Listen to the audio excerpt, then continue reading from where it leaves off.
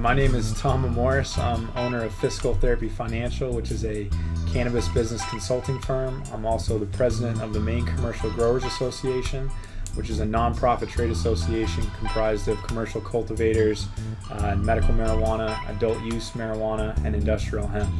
And I'm also a part owner of the Tax Doctor, which focuses on cannabis accounting. Awesome. That's good, man. Have you made your elevator pitch a few times? No? I've just gone a little bit better with the public speaking up in Augusta. That's a little nerve-wracking. Yeah, okay. Yeah. Cool. I've been trying to practice it. I get tongue-tied just saying what I do really concisely. So you're involved in a lot of things. Did you always have like an entrepreneurial spark? Were you always creating stuff? Is this something like in your family history? Anything like that? Like anybody inspire you? Like let's go back a little ways. Yeah, definitely. My biggest passion was usually soccer until pretty much the age of 19. Okay. Entrepreneurialism was kind of in my blood. My dad was self-employed. Okay. Once soccer kind of ended and I was at school, I realized I didn't really want to go into engineering. I wanted to go into business. So I started searching out ways to try to create my own job without having to go into a big corporation or any of those. So that's where I saw the marijuana industry in Maine taking off, so I decided to come up here. Sweet. Okay, so were you not originally from this area or what? I grew up down in Biddeford Pool. I went to school at Cheverus in Portland, and then I went to school down in Maryland at Johns Hopkins. And did you switch over while you were there, or you go in engineering, or you knew before business is what I need to focus on? I went in for materials science engineering, scaled that back a little bit to take on a couple minors. So I did graduate with engineering, but I also got my entrepreneurialism minor as well as accounting minor. Okay, right on. Yeah. Getting out of school, what was the first thing? What was the first thing that you started sinking your teeth into? Was it the taxes or? Yeah, so I had to kind of apprentice my dad a little bit with the tax returns, dealing with non-cannabis related. We really started kind of marketing ourselves as cannabis accountants to this community, and it slowly started, but then word of mouth took off, and then we slowly, I think our first year we had 5 clients cannabis wise. Now we're up to almost like 220. So it just started kind of rolling from there and just kept building and building. You were serving everybody to just get the cash flow going, and then you were specializing after stuff. You had some momentum. Yeah, my dad's been an accountant for 26 years, so we had a solid base. So I was helping him with his previous client base. And then we started, once I was comfortable with that, branching into the cannabis accounting and just taking on new clients there. When did that first guy come or gal, first grower knocking on your door? Did you find somebody? The first one we found, we went to a couple trade association meetings, I think down in Sanford, and we met our first client there. We talked with him. Him and his wife came in, and we set them straight with their taxes, and they were extremely happy. They went on the message boards after, CCM, kind of gave us some good words, which was really good advertising for us, and that's kind of where it took off. Right on. Yeah. So you saw that opportunity, you knew that was going to blow up. Did it ever occur, we were talking beforehand about the secrecy surrounding it, so there's a lot of fear of getting punished or getting in trouble. What were some of those was there any obstacles in your mind, psychologically, tentativeness about going into this, or were you so gung-ho that you didn't even think about that? No, definitely. The hard part about this part of the industry was the federal government obviously doesn't allow this. It's illegal. So there is nothing in place on how to do these taxes. So we had to go and research what they were doing out in Colorado and out in Oregon, and seeing how they were doing the tax returns, what was allowed, what wasn't allowed. So it took a lot of time to research court cases to see what the IRS was or wasn't allowing. And that was kind of the hard part. So we were almost starting this, how to do taxes for this industry here in Maine. So almost creating it as we went, which was definitely interesting. What were some case studies that you pulled from or anything like that, I know there was a long-standing, what's the longest court battle with a caregiving dispensary in California? I think it's Harborside is still even entrenched in that. That's going to be however they rule on that court case will determine whether or not the current tax laws stay the way they are. So Okay. that's like a So that's multi-million-dollar still tax Keystone. case. Yeah, okay. You following that closely then, or? They said there should be a decision at the end of the year. So hopefully, like September, October, we might see changes to the tax laws, which would Yeah. actually hopefully tax cannabis businesses like any other one. Can you talk about that a little bit? Talk about regulating it, normalizing that. Mhm. It's not like it's such a taboo subject in the past, a lot of misinformation out there. And could you say anything around that subject? Like Definitely. making this. Well, seeing it from the regulation side and also seeing it from the caregiver's perspective, the caregivers want to be treated like a normal business. They want to pay their taxes. They want to put their money in the bank. One of the biggest steps we've seen here in Maine is Seaport Credit Union has come out and accepted marijuana caregiving money and potentially adult use marijuana money. So having the banks come out brings that transparency to this industry. It brings it some legitness, obviously. And these guys, they want to pay their taxes. They want to be compliant. They've been doing this for so long that they want to be just a normal member of society. They want to pay their taxes. Yeah. It's something with our trade association up in Augusta. What I consistently said the past couple of years is these guys want to be compliant. Yeah. Like, just let them be, and they will come and pay their taxes. They'll do things the right way. Right. It just takes very slowly with the government Yeah. kind of inching by. If we could like somehow transition into the current state right now, you're doing lobbying work.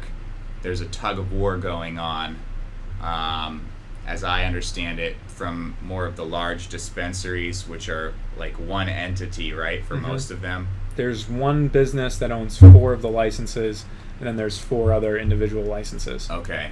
And then the caregivers, which represents sort of the other pool. Mm-hmm. I presume that you want it to stay grassroots and cottage industry because that benefits your other stuff. Is that correct? That is correct. We have some of our clients that are in big warehouses currently, so there's definitely going to be big business and small business, but Yeah. we just want this industry in Maine to evolve as a local industry that gives back to Maine. There aren't companies coming in from out of state doing business here and then taking that money and investing it into whatever the new state is that allows recreational marijuana in their state. So we see this as a really good market currently. We just want to keep the money here and allow the Mainers their first shot at licensing. All right. Any updates? I know there's been several bills to go through. They must have been swept off the table again. Like, Yeah, so the biggest thing was they just passed their budget. So now the MLI committee, the Marijuana Legalization Implementation Committee, is meeting starting tomorrow until July 25th and discussing the final parts of what they've been meeting at over the past couple months. okay. So they should really be dialing in what they're looking at for cultivation licensing. They're inviting one of the old directors of the Colorado marijuana program out. So he's going to be asking questions and talking for a day. So the next 2 weeks we should see a lot of movement towards seeing Wow. what this is actually going to be. That's exciting. It is. So they've kind of taken in as much community feedback as they're going to now? Are they starting to move away from that? Can people still get involved? So in the beginning, they were taking a lot of public comment sessions. Slowly it evolved into them not taking those and just asking industry experts.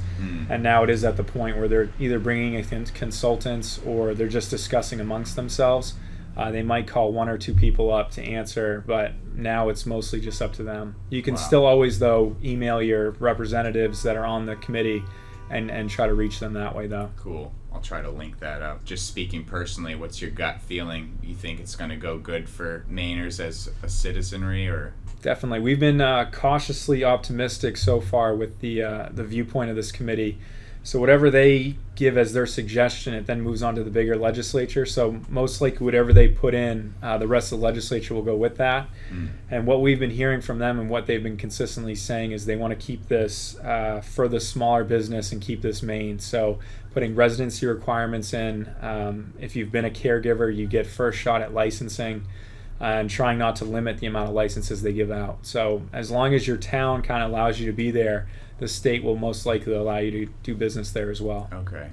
See, I personally was confused on, I thought they fleshed out a lot of those details with like the no more than, what was it, like 30,000 square feet, or there's a maximum square footage, and then the permits were going to be like 40% under 1,000 or something like that, 60% over. So that's what it was in the MLA. So that's what everyone voted on.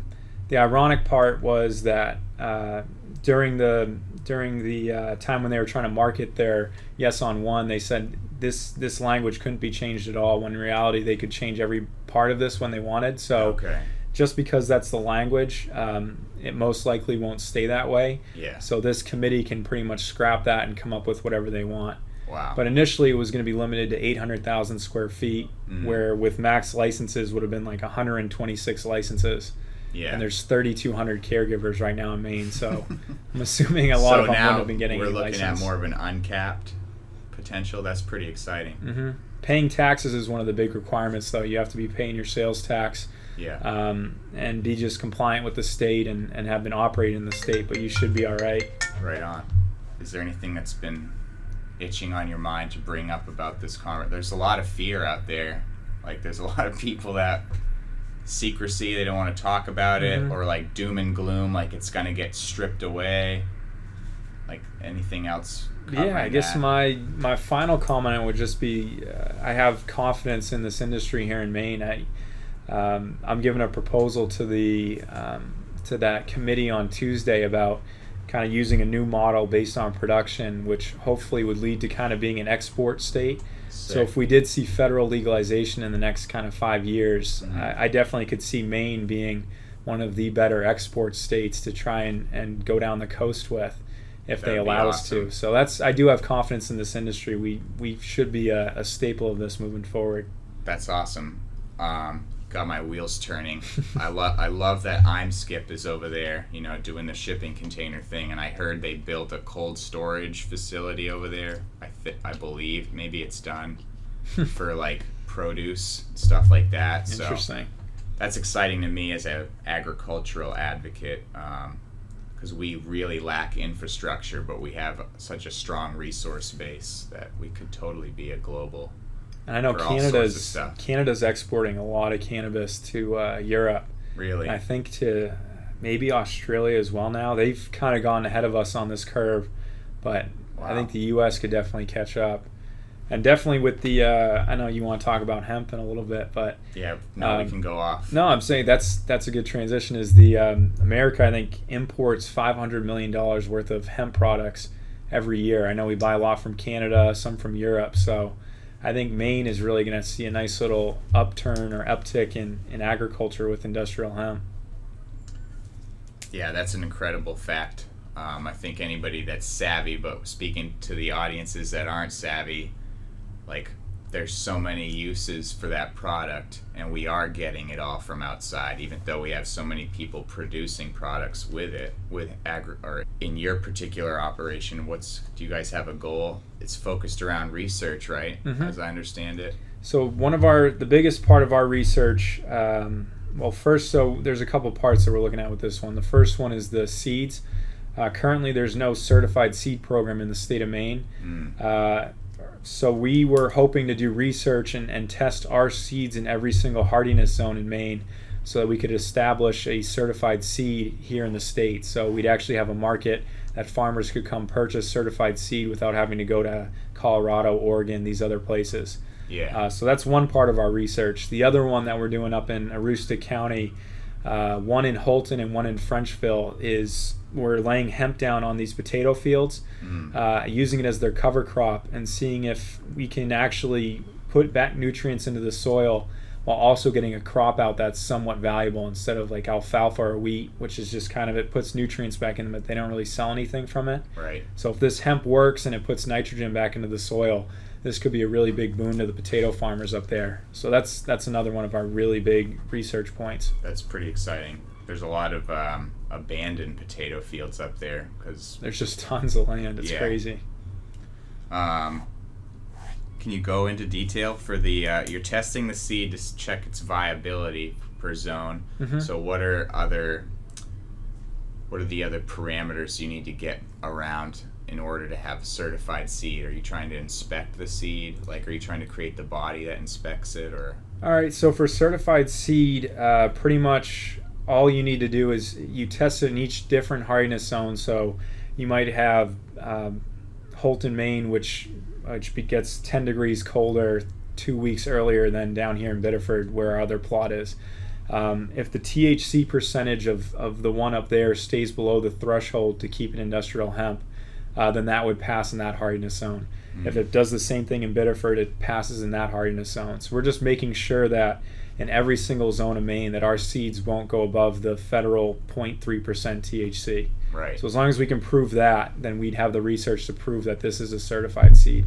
Probably worth mentioning there for the uninformed viewer, maybe go into a little bit of history that hemp got tangled up into the marijuana thing. So when people hear that it needs to be below a certain percentage THC, they don't understand necessarily THC being the psychoactive component. Correct. So you want something stripped of that, and maybe you can take it from there. Yeah, so the THC part's obviously the psychoactive part. 0.3% won't get you high at all. So the reason it's classified as hemp is for more of the industrial uses. So obviously you make like the fibers out of it.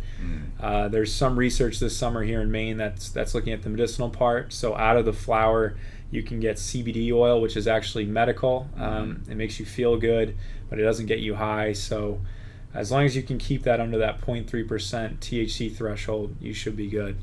Like, from what you know, has there ever been any connection to climate variability with the THC? Because I wasn't familiar with that. I think so. I think the reason for the different hardiness zones is when it gets colder, I think the plant releases more THC as a way to fight. I think it's just like a natural defense mechanism. It releases more THC, so I think that's why they have to test it in the zones. That's pretty cool. Yeah. The whole reefer madness thing, do you have a personal opinion about that? Like how short-sighted that might have been to like tie, Personally, I'm a very big opponent to the drug, the war on drugs. I think that's one of the worst things that's happening in America right now. Yeah. Obviously, we see it up here in New England with the opioid epidemic. Yeah. A lot of these pharmaceutical companies that have kept marijuana illegal for this long have made a lot of money on these really addictive drugs that really hurt our communities. So yeah, I could do a whole hour interview just on that. Maybe we will too. It could be a good follow-up. Yeah. Who are you grateful for? Who do you owe a debt of gratitude? Key figures who've helped you along the way. This can be family, this can be friends, teachers. You mentioned soccer. I don't know. Definitely say my parents. My dad was a huge person on the entrepreneurial side, just giving me a different way to look at things and think about things. Yeah. And my mom is just tenacious as hell, so I definitely nice. Got that side from her. And then honestly, just my clients, a lot of them just for kind of believing in just like a young 23-year-old a couple years ago, just wow. and kind of letting me handle their finances and taxes was huge. So right. I love dealing with my marijuana clients, and That's I really cool. look forward to setting a pretty good name in this industry over the next That's 20 excellent. years. So that speaks to something like, because they're coming in nervous, uncertain, and they're coming to you not necessarily you don't necessarily have the track record because it's such a new venture. What do you think what's the skills and strengths you have to put them at ease and get their trust? Yeah, I mean, it's just the thing I always came into every meeting was I'm going to try whatever experience is, I want to show even that much better because I am younger. It's like I have to prove over and above kind of to get their trust. So I knew cannabis was always a big trust industry. Everyone they dealt with, there has to be trust there. So I went out of my way to make sure that they could trust me with whatever they were telling me, and it's worked so far. And that's we don't do advertising, obviously. Most of it's word of mouth, so that's been extremely good. Probably one of the biggest things I'd give to other entrepreneurs is definitely try to gain the trust of your clients. Yeah. It's easy to kind of just make a couple sales real quick, but that won't really keep you in an industry. If you want to be a part of it, you really got to build your reputation and try to keep it up there. So it's really easy to lose that reputation. Focus then, right? Exactly.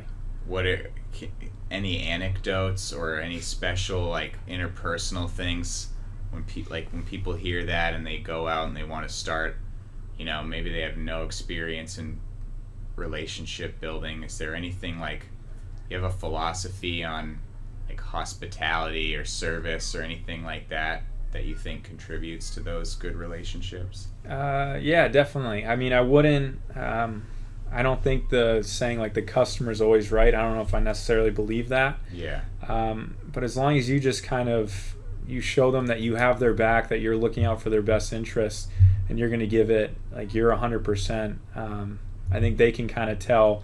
A lot of these cannabis clients, they can read people extremely well. So if you're kind of lying or bullshitting them, they know pretty quickly, and they'll get out of there.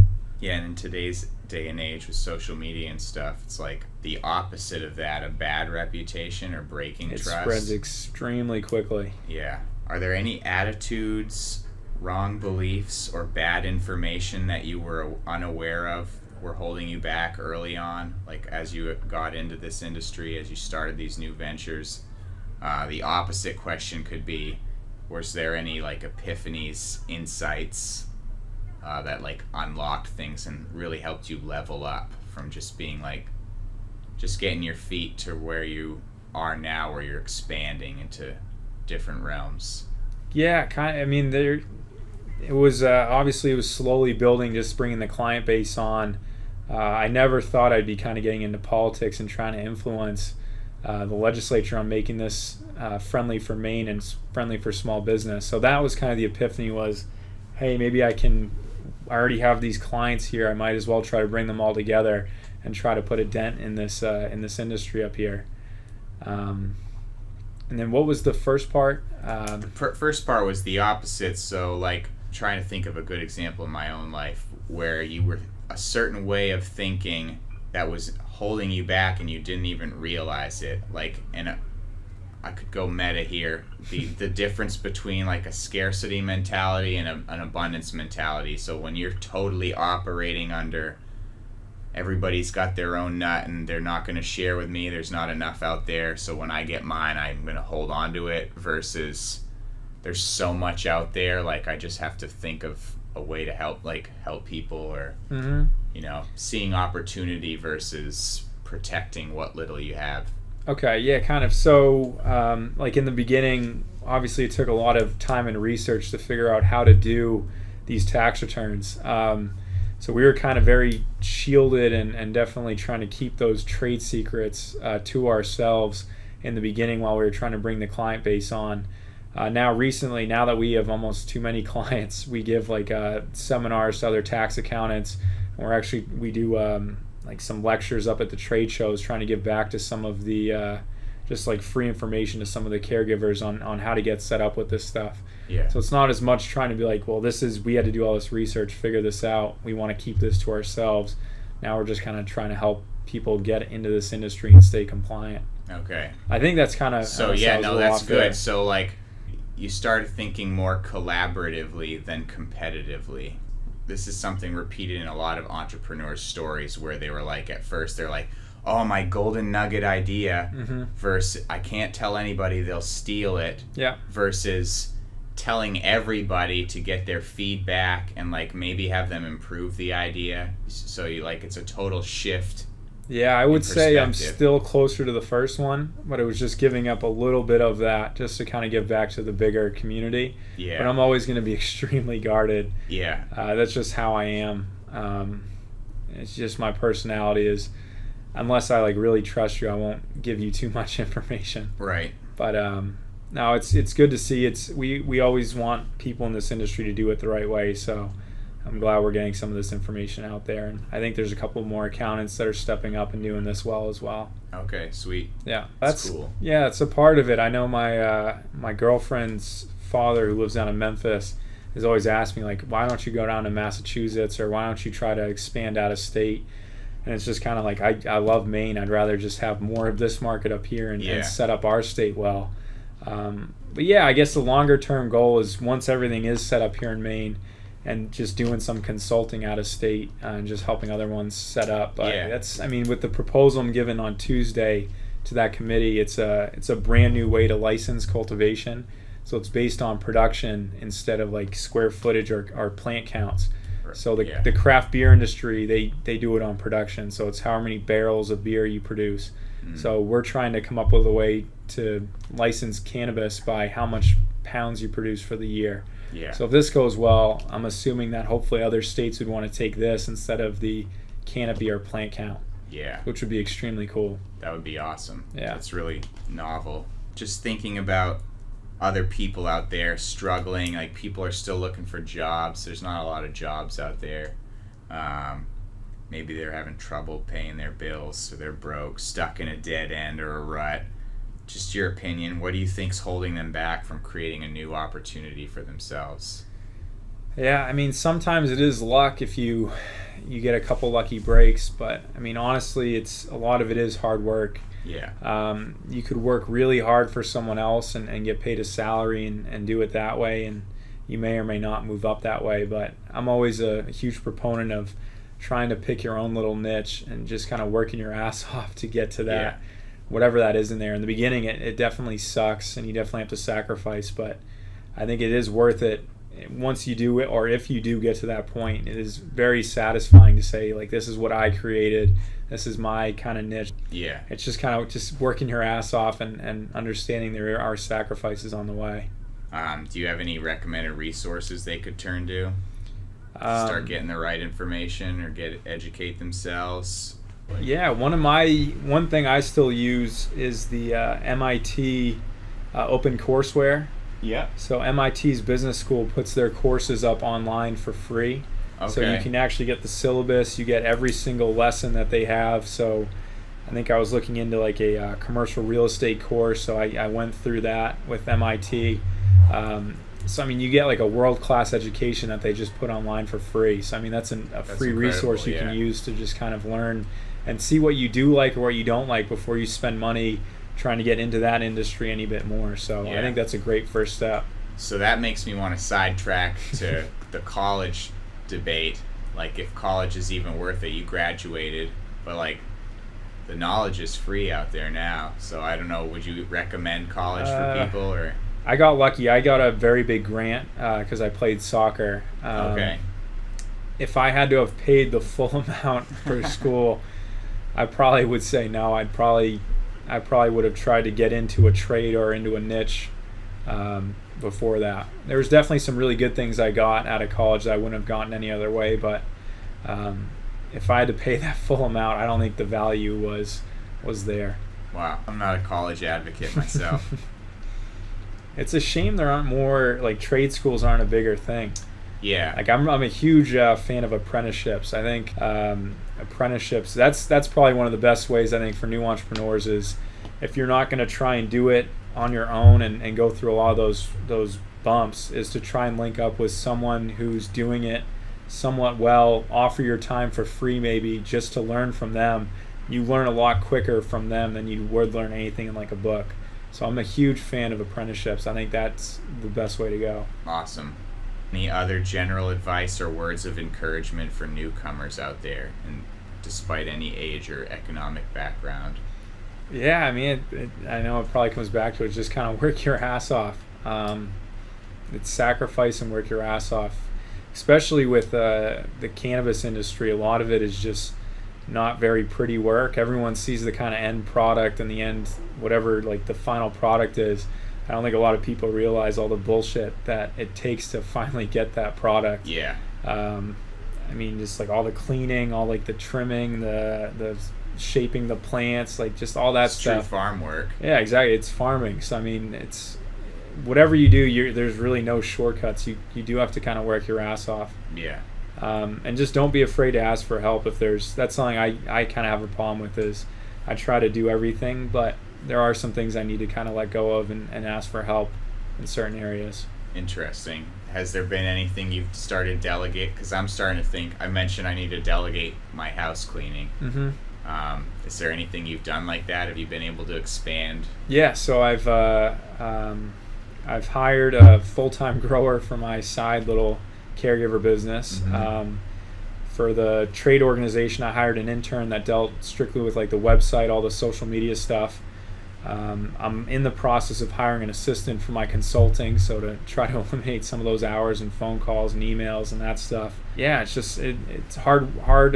Good work is hard to find, but Yeah. it's definitely worth it. Now you just admitted that that's maybe your current weakness is trusting other people. So like, can you talk about that? Like, how's that process looking for you right now of developing more trust so that you're not taking all of the burden on yourself? Yeah, I'd still say it's a work in progress. It's because you work really hard for a certain reputation in the industry, and then if you delegate that off and that reputation isn't upheld with that, it definitely hurts whatever brand you've started. So I know there's a couple, like I interned at a place a couple of years ago, and he told me it was hard for him to delegate it out because you're almost like a perfectionist with your brand. So that's the hardest part, and that's definitely something I'm still working through, and because I know I'm not perfect, that's the part I'm really trying to focus in on. Yeah. So gotta put a lot of energy into finding the qualified people, right, to ease that fear. And definitely valuing and probably paying them maybe more for trust and for good work. Just not looking at them as an employee, but actually looking at them to build with your business. Yeah, so that feeds back into your relationship with your clients. So you're about nurturing relationships. Exactly. You're not trying to exploit these people that you're going to delegate to. You're not exploiting them. These are people you want to grow with you. So you want to invest. Yeah, so with all the employees, I remember I went to a talk, or I was at a trade show in like Denver, and one of the best speakers, he was this owner of Rare Dankness, which is a big cannabis brand out there, and he's just saying that one of his biggest values is good employees, and he said you'll see him in there kind of mopping and cleaning up the grow room, even as the CEO or owner of that company. He's still in there with them. So I think the relationship part of businesses is huge. Are you familiar with Tim Grover? No.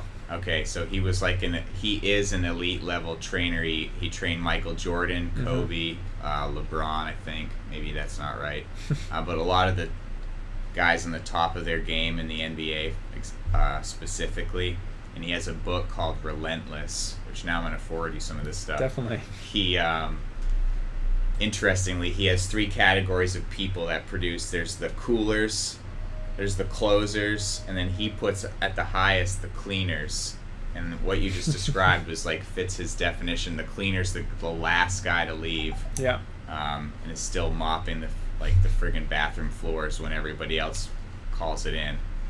It's interesting because you always hear closers as like the thing, but he says closers are like when they go home they're off, so maybe they're on when they're in the zone, but the cleaner, it's like it's never off, I guess. Yeah, I like that. There's like one of my clients was hiring a guy, and he's like the employee was asking, how do I get good in this industry? Just show up before me and leave after me. It's like you'll eventually learn whatever skills you need, but if you come in here before me and leave after me, guaranteed you will find your place in this industry. Couple final questions. For any of your ventures, what do people out there need to know about your product and service in order to help them decide to do business with you? So for like my consulting? Whichever one you want, we can do. Yeah. I presume the tax consulting seems to be. Yeah, so the taxes, we've been in this side of the industry for like 3.5 years now. I mean, we have over 220 clients in that, so we have a pretty good handle. And with ancillary as well, like commercial real estate guys, so not even just plant touching businesses. Yeah. So that one kind of speaks for itself. The one that we're getting started now is the consulting piece, more of doing the applications to get into the adult use industry. So all the work we're doing up in Augusta trying to shape this law, we're hoping to have kind of an in-depth analysis of what they're looking for so we can get as many of our clients, our potential clients, into this new industry. Right on. And trying to keep this thing as Maine as we can. Sweet. So you basically if people come to you, you're so at the forefront of what's emerging with this adult use industry that you literally, it sounds like you're going to be able to handhold them through the paperwork process. And that's which is pretty daunting. Yeah, and that's where a lot of my clients have kind of asked me to do that. And I know some people are just already have certain pieces in place, where they just might need me for a couple of the things, which is fine. But Yeah. that's kind of what we're getting into now, is just walking our. Over the past year, I've set up a solid network of like industry experts and things that I can't do, like architects, security guys, just things that are needed in this next step, but that I can't handle. So that we're just kind of getting everything ready to get that application ready for them. Presumably, these regulations will expand to cover those other services, like if you want to be security or whatever, transportation. Yeah, there's going to be a lot of, and that's kind of, there are some people that are going to kind of get pushed out of the cultivation side of this. Yeah. But there's going to be so much of this industry and so Yeah. much money, marijuana money going around the state. I think as long as someone works hard and finds the right niche, they should definitely find a good living. The people that right now, there's a certain body of the caregiving community that just sees like their livelihood that disappearing. But what you're saying is they need to think more broadly about how they can help this movement. They don't have to be, if they're just the grow tent guy taking care of a couple patients, they don't have to be that anymore. There could be some other way to still get involved with the industry. Yeah, there's markets that haven't even evolved yet that I think are going to be pretty valuable. The lawyer that shares a space a couple rooms down has already kind of reserved the URLs, the handles for not a brew bus, but for like a 420 bus. Nice. So he's looking at starting like a little thing that. for the tourism industry of the marijuana side. So Sweet. I think Maine's always been huge tourism. So Yeah. there's gonna be a lot of tourism geared businesses towards marijuana that I think a lot of money is gonna be pumped through. Nice. Yeah. I that's something I'd like to flesh out in a future interview. Is I think that's a direction the state has to really emphasize. It's always been one of our main flows is the tourism economy. So like, how can we coordinate to get 100% behind that? Because I think there's so much more opportunity. Especially with like 25 years, we might have like double the population and half of them are going to be in cities. So they're going to need to like escape for some breathing room. Could be a humongous demand globally to come to like some place like this, as long as we don't get steamrolled by development. And we also work down in Old Orchard Beach. That's where my dad's office is. Something Old Orchard and Portland has been fighting for a while is local option sales tax. And that's something the state has never approved, but something that we've always kind of been pushing for. So I think with marijuana, I think that might be the domino to fall that gets all these other communities behind local option sales tax. So for the tourists coming in and buying weed, they get hit with a 2% local option sales tax that goes back to the city. So now the city's making money off of it. The state's obviously making money off of it. And the tourists are paying a little bit more money. But I know I'm trying to think, in Colorado, I think they've enacted some, like Denver has like a 2% one. Yeah. I think Maine, the state would have to pass it with this law that would allow like towns to opt into that 2% local option sales tax. The towns themselves can't just create one. But like what we saw down in Massachusetts was a lot of those towns were kind of holding an auction for their recommendation letters. So you saw some crazy big contracts given out kind of to get that letter. So you have some companies giving 5% plus $300,000 a year just to have the right to sell in that town. Wow. So that's something I really hope we don't see up here in Maine. Yeah. Personal overarching theme, do you have a greater mission for yourself or your companies, like what you're trying to accomplish as like a meta goal, a mission? How do you help people? So personally, one of my goals, I guess, in this industry was we saw the prohibition of alcohol. Now we saw the prohibition of marijuana. I think it would be cool as hell if like my grandkids looked back and were like, my grandfather was at the very beginning of the end of this prohibition of marijuana in Maine and kept this industry local and kept this like one of the best markets in the country. So it'd be cool to have my name linked with that in like 40 years. So that's why it's always a big thing is the reputation. Just trying to keep that reputation really good. So later on it stays like that.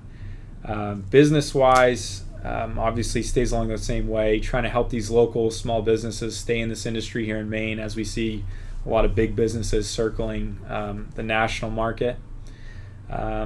And then hopefully with retail, hoping to get into those and hitting some of the beach towns with our hopefully Beach Buds dispensaries, which should be pretty cool. Sweet. Yeah. That's awesome, man. All right, I'll let's wrap it. Perfect. Thank you so much. Yeah, man, that was exciting. Lots of good information. I'm glad I got the opportunity to meet you. Yeah, that's sweet. I'm glad. I've just been crazy busy, so I'm glad you reached out. Yeah. It worked out well.